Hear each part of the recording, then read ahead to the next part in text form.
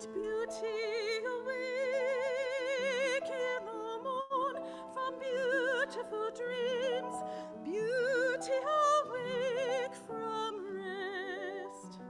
Let beauty awake for beauty's sake.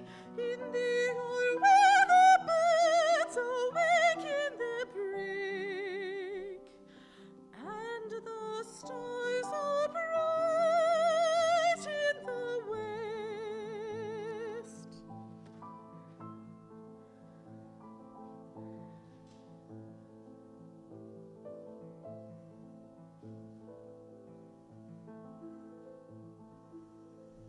Let beauty awake in the eve from the slumber of day, awake in the crimson eve, in the distant gate, when the shades ascend.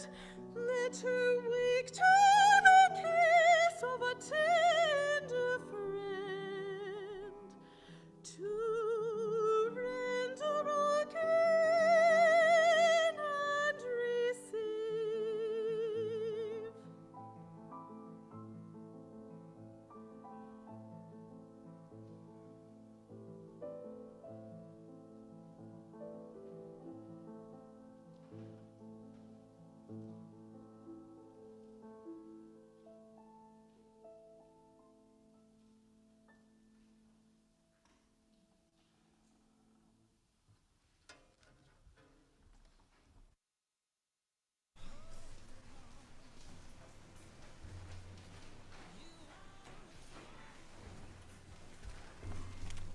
Wow, thanks Anna and Julia, that was really great.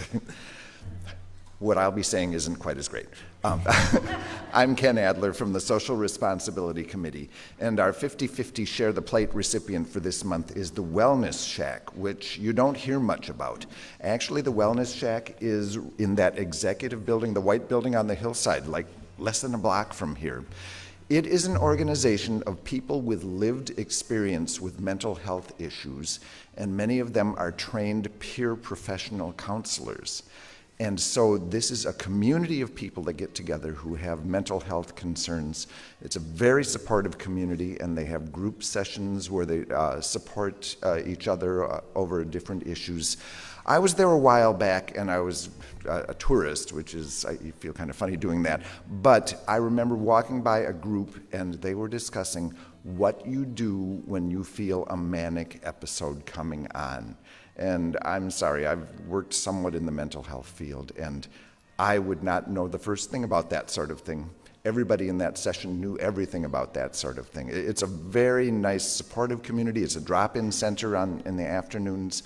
They see about 25 clients a day, and they serve about 200 to 300 people per year. They've just opened their doors again after the pandemic, and business is booming. This is a really important, good part of the web of different things that we can be doing to contribute to mental health in our community. Thank you.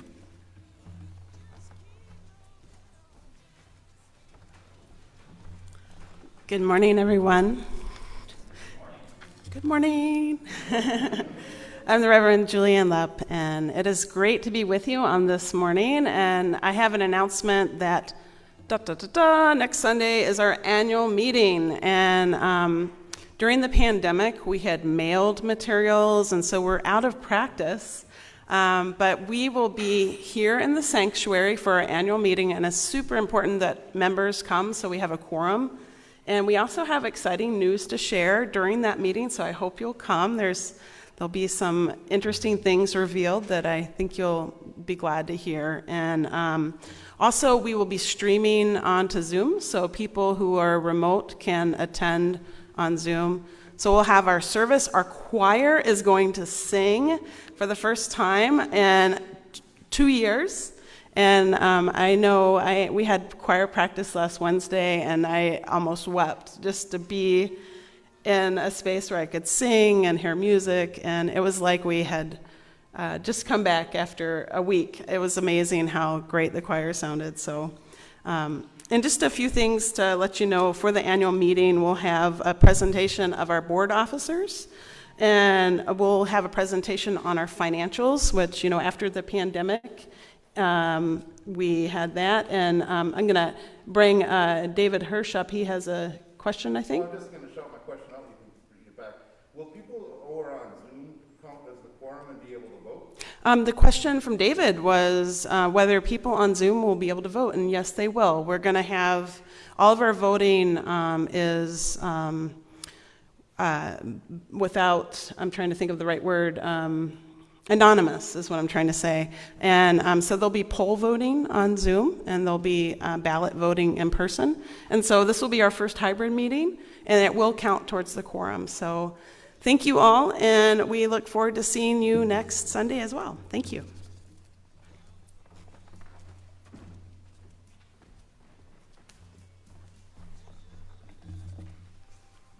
I'm Danny Higley, and I'll be a worship associate today. We would like to invite all families with kiddos who would like to join in the festivities downstairs to go ahead and do that now. Our opening words today are by Elizabeth Mount. From our very first breath, we reach out. Co-regulation, not self-regulation, is in our nature. We find our cues from the sun and the moon, from each parent and caregiver. We find our place in this great turning planet by turning to one another. Generation to generation, we awaken to the dawn and fall asleep at the evening's end. Our life's journey is part of something greater, something simple, something divine. A flame cannot be lit without a spark. A life cannot begin without the air, and we cannot begin to find ourselves without love. May we reach out to one another. May we offer love and nurturing care. May we join together in celebration of the interdependence of our lives. In this spirit, let us worship together.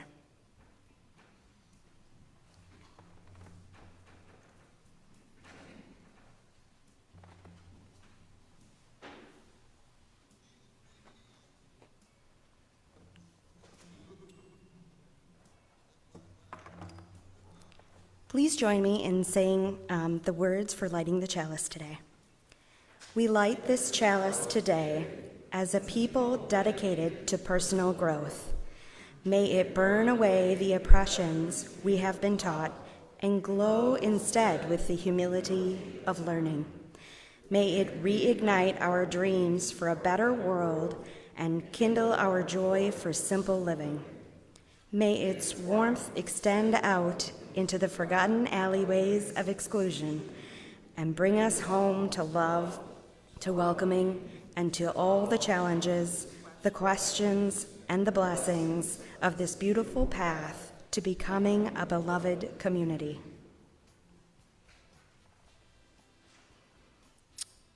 So now I'm going to do the story for all ages, The Happy Accident, and Julie's going to join me in a second. It's by Carrie Johnson. The tale I'm about to tell is based on a true story. It is a tale woven from the stories of those who remember.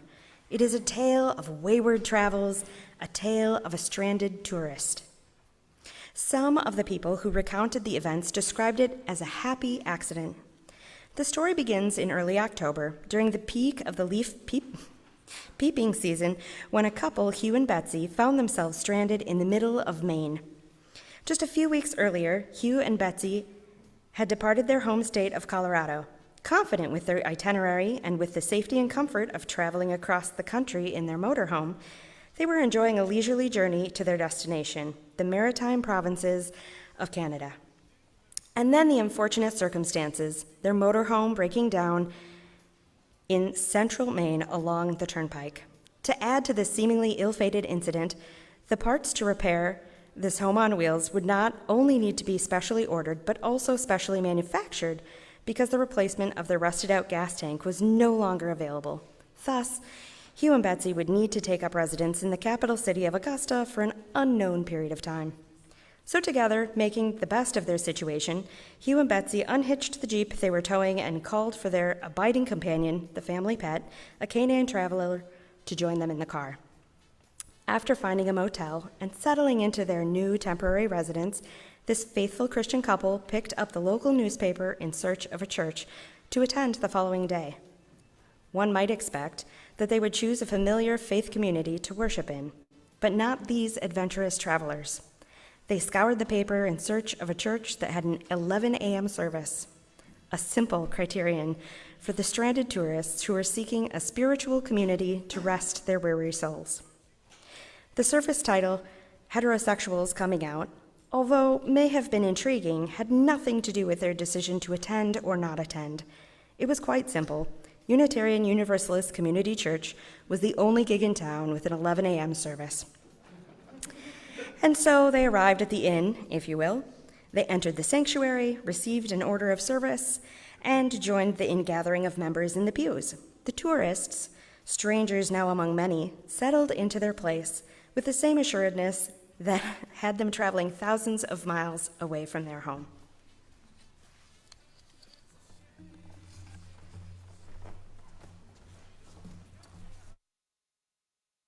During the welcome portion of the service, they bravely stood up and introduced themselves as guests traveling from Colorado. And we don't do that in our congregation, but when I visited other UU congregations, they say, "Guests, please stand up." And I was told in the Midwest we don't do that, so so be glad. As the welcome continued, the couple heard the open invitation to attend the elder luncheon after the service. They heard the speaker offer a gentle encouragement for all people to self-select their status as an elder. It is here that we, the members of our congregation, more deeply engaged in the happy accident. The couple came to the elder lunch, picked a seat among a smaller group of strangers, and waited to be served a meal. As they enjoyed their meal, the couple told their story to the table of six. Mildred recalls how happily and friendly the couple was despite their unfortunate event. She recalls them being nice people who enjoyed their lunch and to see how happy they were to attend. The following week, they were still stranded, and so Hugh and Betsy arrived back at church. They took up their now familiar seats in the sanctuary, and they quietly contemplated the 11 a.m. service. No longer strangers in our midst, and quietly they were called by name one by one. And then again on October 24th, they joined the congregation, now as regulars in the pews. They settled quietly and to become what was their usual spot. And sometimes people do that here too. They have a usual spot they like to sit. I'm wondering on Zoom, do you have a usual spot that you sit? And so they ironically began to do this, and it would be the week that they took leave of Augusta that they were pretty sad. But in early November, Hugh and Betsy finally returned to Colorado, taking with them the memory of the UU from Augusta. Hugh and Betsy returned in their Jeep to Colorado, leaving their motorhome. Yes, it was still awaiting the newly manufactured gas tank, and a memory of their time stranded tourists where they found a welcoming community. When I spoke with Hugh that past Wednesday, he kindly reported how much he enjoyed his time in the community. He shared with me that his cross-country trip was about seeing the country with his wife Betsy before he began cancer treatment. And as one might expect, he was approaching chemotherapy with as much optimism as a broken motorhome in Maine. Hugh said one of his most treasured memories was his time with us. This was so treasured that the open philosophies and diversity and hospitality of many welcomed him, an unexpected traveler. May this tale of the happy accident be a vision for hospitality in the many spaces that you are in. People may look us up and show up at our door when they need us the most. And for those that are welcomed, regardless of background and creed and whom they are or what they believe, may that happy accident and the local seeker searching for this sanctuary feel that welcome as well. This congregation is a community that exists by its mission as a fire which burns thanks to the many who have been a part of this community. And it is this time, this energy and imagination, the compassion and love and support of members that keep this congregation going. Our 50-50 Share the Plate recipient in May is the Wellness Shack that Ken talked about. And you can designate, you have little donation envelopes for those in person. We also have a text to give, 84321, or you can donate online and indicate whether it's for pledge or 50-50 or another fund. Thank you so much for your generosity that keeps our congregation going. The offering will now be given and so very gratefully received.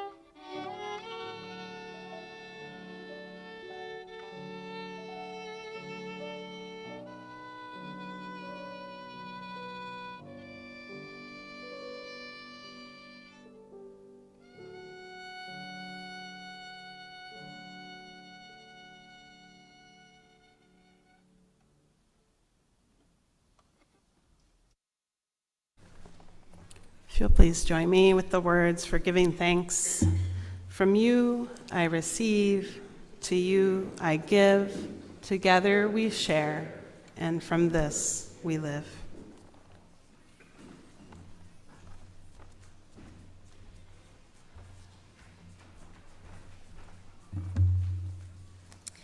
This is Keeping Our Connection Strong by Sean Parker Dennison.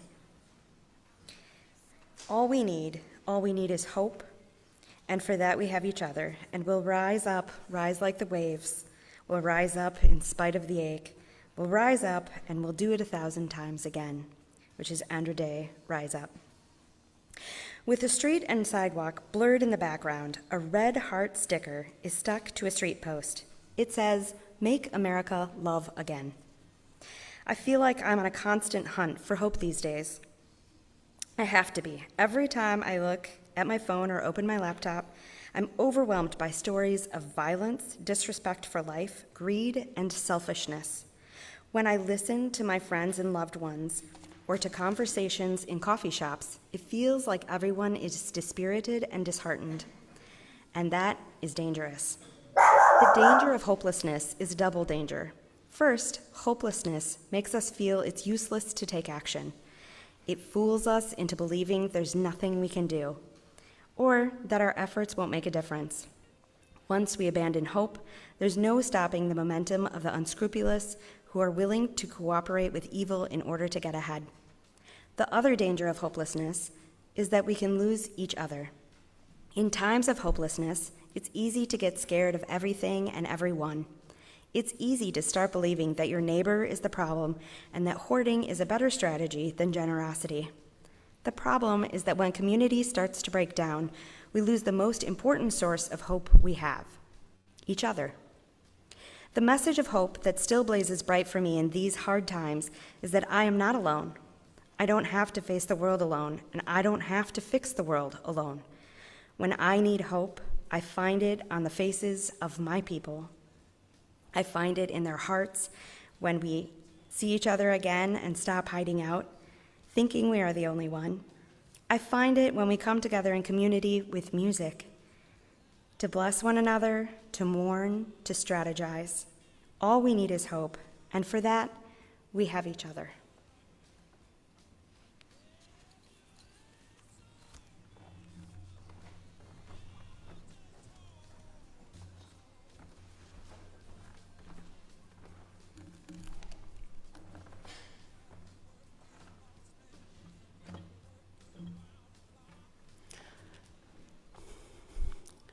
So nurturing beauty. When we look out into the world and try and find beauty, it can be complicated because we have a lot going on in our lives. You know, we're carrying all these different pieces of ourselves, you know, frustration, maybe a love of the coffee that we're sniffing in the morning, a spouse who said the right thing, said the wrong thing, a friend who called or didn't call. You know, we're carrying around all these complexities each and every day of our lives. And the story of our lives is our own. You know, a lot of people would say that you are such and such. When I was a little girl, I was the little girl. My dad called me his littlest angel. I was bright and happy because that was my role. I was good at it.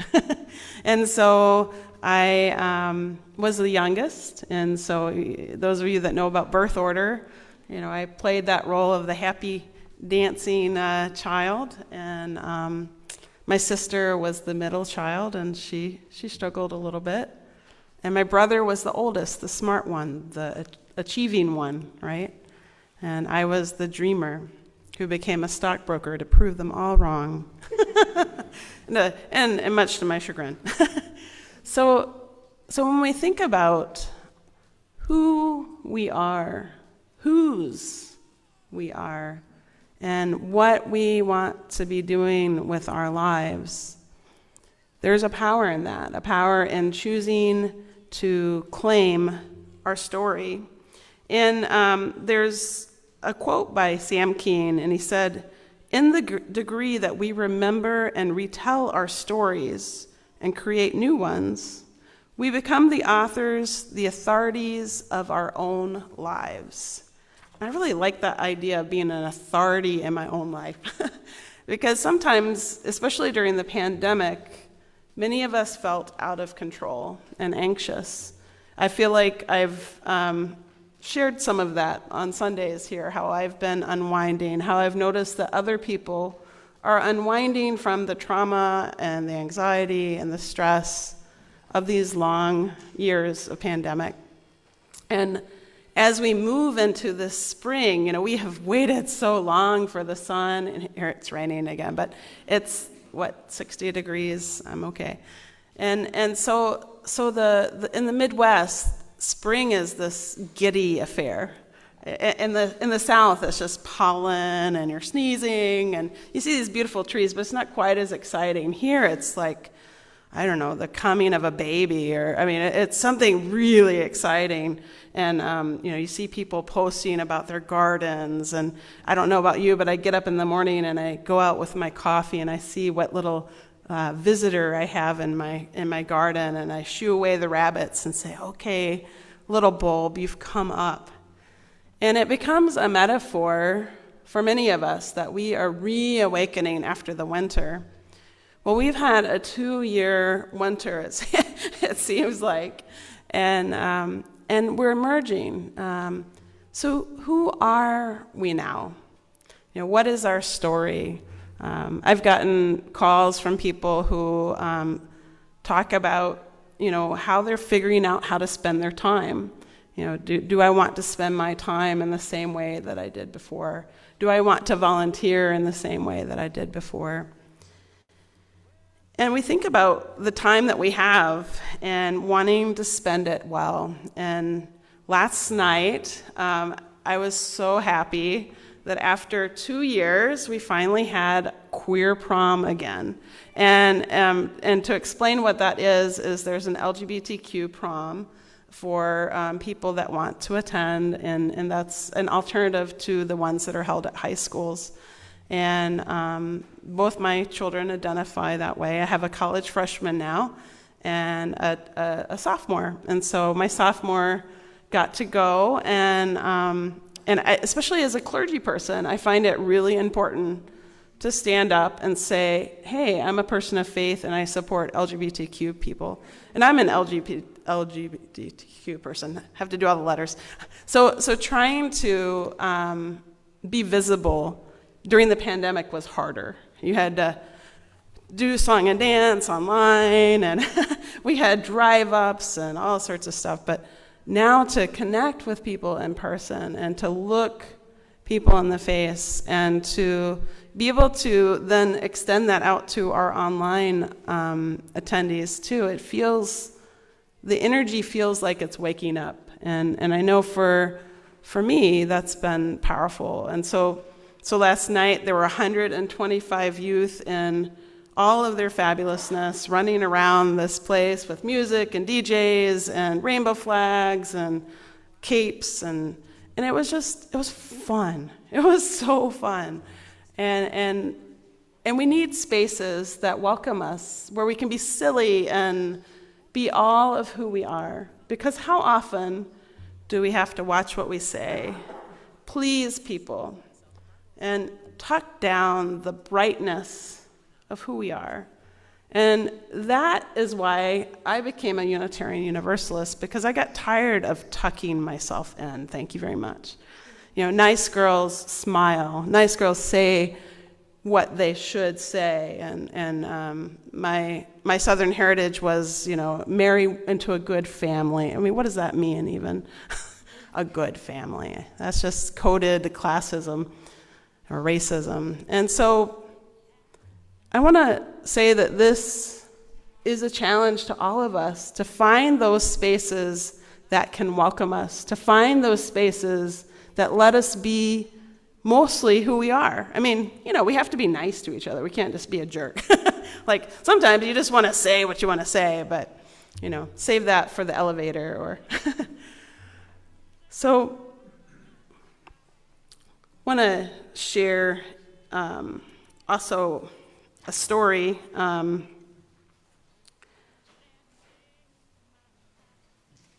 When you think about, how much time you have to live, there's a book by Patty Dye, and it's spelled D-I-G-H, and it's called Life is a Verb, and I did it a number of years ago as a book study. And she had found out that her stepdad had 37 days to live approximately, or that's what she found out by the end of the book. And so she wanted to write a testament to living life deliberately and to using time that she had wisely. And I know for me, I haven't seen my dad in a year, so I'm so excited. I have my vacation planned out. I'm going to drive down to South Carolina and see my dad. My brother's coming in June. And so these are things that, trying to figure out, how do I balance my life? Well, sometimes you just got to make things happen, right? You've got to make it happen. And so we think about, what's holy now? What is it that is sacred? And for me, time is sacred. I want to spend time, like we had a new member class last last Saturday and hearing people's stories about why they came to a place like this, letting go of dogma, places where you'll be accepted, where you don't have to check your beliefs at the door, where your children can grow up to be questioning, where I don't give you guilt because you don't come every Sunday. Our guilt may lie in our fair trade coffee, but not in our Sunday attendance or whatever. But so it's gathering up this beauty around us, the beauty of being ourselves, of fully living into who we are now and who we want to be. And so when I got a message the other day that there was going to be a protest for the fact that we might lose Roe versus Wade, I, as an individual, went out there and I said, yeah, I support people's autonomy of their bodies. I support people having a choice and having access to health care. And there were, hundreds of people who gathered, and it was powerful. And that was not tucking myself in. That was me being fully who I was, and knowing that I could come here on Sunday and talk about it, and then if somebody disagreed with me, that would be done in love, and that we could have disagreements, and that we could be ourselves, and that's the power of being in beloved community, is that we can have an atheist, a Christian, and a Buddhist, and it's not a bar joke. It's our pews, or online in Zoom or on Facebook, and to know each other and be fully alive, and to be fully into this time, this short time that we have on this planet. And I hope that all of you feel that sense of excitement. What is it that you want to do with this one wild and precious life? If you've heard the Mary Oliver poem, this one wild and precious life.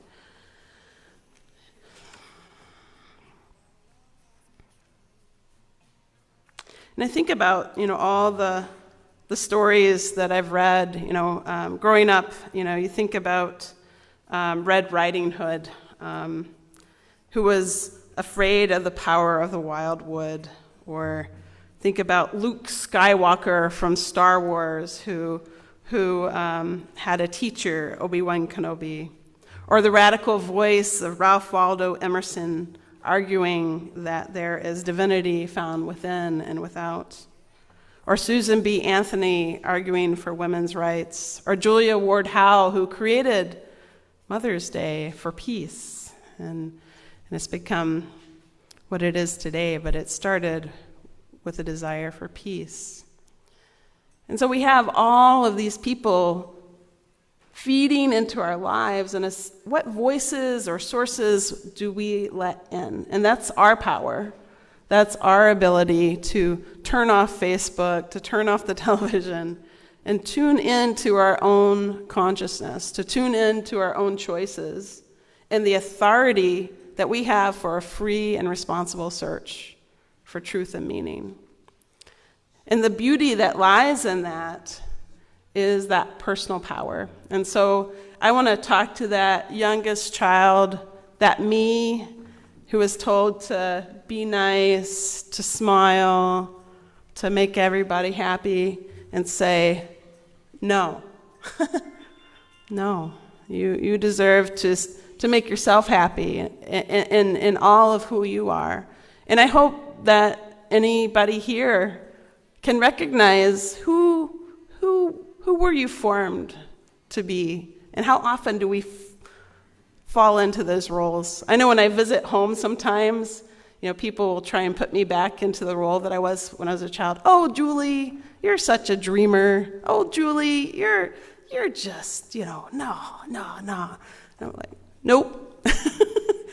I claim my intelligence, my authority, and I think that happens to us in as we age. People are saying, well, and sometimes, yes, we lose abilities as we age, or we lose things as we age, but it's important for us to all be recognized in the fullness of who we are, with respect, to who we are as people.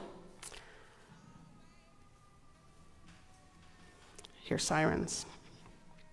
So, are many of you familiar with Joseph Campbell, the hero's journey? Yeah. So to go out in the hero's journey, first of all, you have to take the first step and to recognize that there is something outside your front door. Well, oftentimes when we have our lives in front of us, just like the pandemic, my front door and my world was this small, it seemed like. It was my basement, my Zoom cameras, my Facebook. And then we started walking out in our community, and people were putting teddy bears and pictures in their windows, and people were drawing on the sidewalk, "We love you, you're not alone." People would put hopscotch on the sidewalk, and I'd see people in front of my house doing doing dances. We had Zoom phone calls and coffee hour and so many things that helped us not feel alone.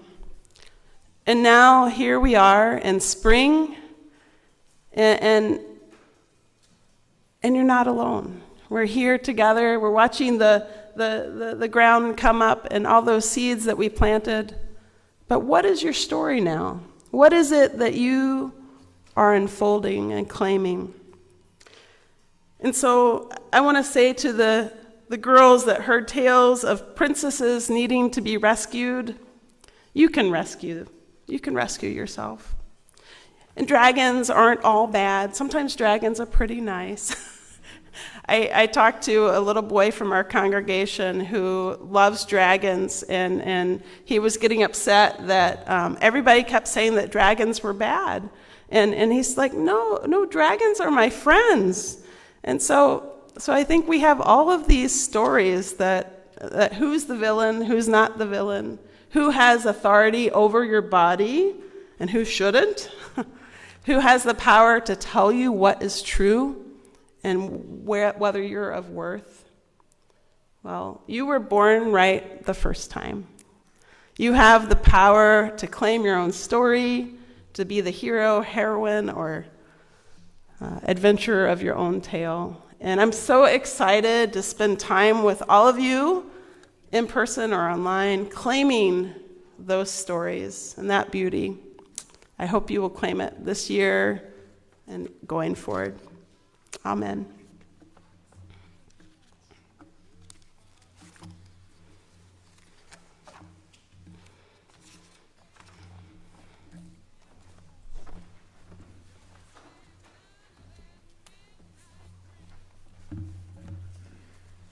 Please join me in extinguishing the chalice. We extinguish this flame, but not the light of truth, the warmth of community, or the fire of commitment. These we carry in our hearts until we are together again. Our closing words are by Eileen Carpelas. As we part now from one another, let these be our thoughts. If that which is most holy lies within the human person, and if the greatest power in the world shines flickering and uncertain from each individual heart, then it is easy to see the value of human associations dedicated to nurturing that light, the couple, the family, the religious community. For the power of good in any one of us must at times waver, but when a group together is dedicated to nurturing the power of good, it is rare for the light to grow dim in all individuals at the same moment. So we borrow courage and wisdom from one another to warm us and keep us until we are together again. Thank you to all who have joined us online and in person. We will now stop streaming to Facebook so that we may continue Joys and Concerns with those in Zoom and in person. Blessed be.